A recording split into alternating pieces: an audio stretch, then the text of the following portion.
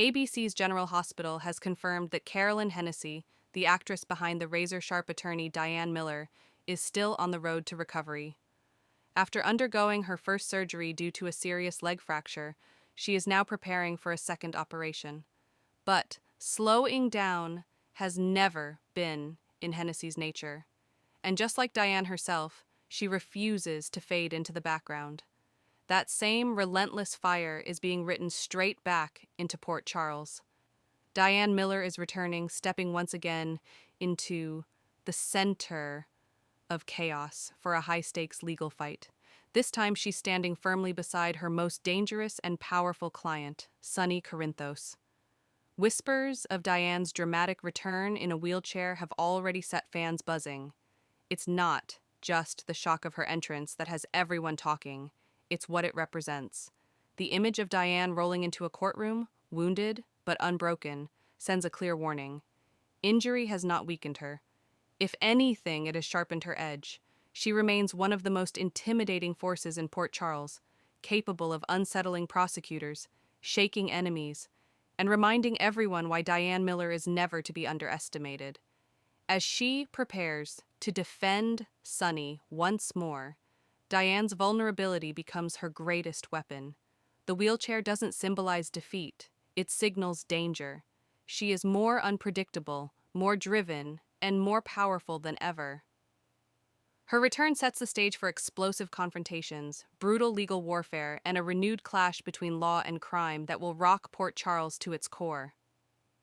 When Diane finally appears, scarred but unshaken, it will mark the beginning of a storm no one sees coming. But the threats don't stop in the courtroom. Diane begins to sense a shift she can no longer ignore. Something is wrong. A disturbing realignment is taking place as her closest ally, Alexis Davis, starts drifting into darker territory. What was once unbreakable trust now feels dangerously fragile. Diane uncovers troubling signs, evidence manipulation, ethical lines being crossed, and choices Alexis once swore she would never make. This realization forces Diane into an impossible position. She must protect Michael, even if that means standing directly against the woman who once stood beside her. The tension between Diane and Alexis ignites like a live wire, sending shockwaves through Port Charles. What unfolds is no ordinary disagreement. It becomes a full-scale war, fueled by strategy, morality, and personal betrayal. Diane's instincts sharpen. Her calculations grow colder. A new obsession takes hold, exposing every truth Alexis is hiding, no matter how dangerous the fallout. As lies unravel and motives collide, Diane's resolve turns explosive, driven by loyalty and an unyielding hunger for justice. The courtroom will no longer be enough to contain what's coming. This is no longer just a legal battle. It's a clash of identities, legacies, and two powerful women destined to collide in devastating fashion.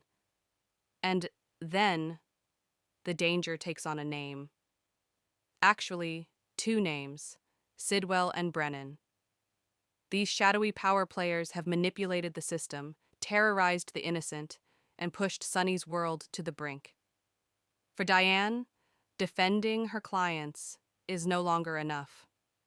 She reaches a breaking point where survival demands something more ruthless. This time, she isn't acting solely as a lawyer.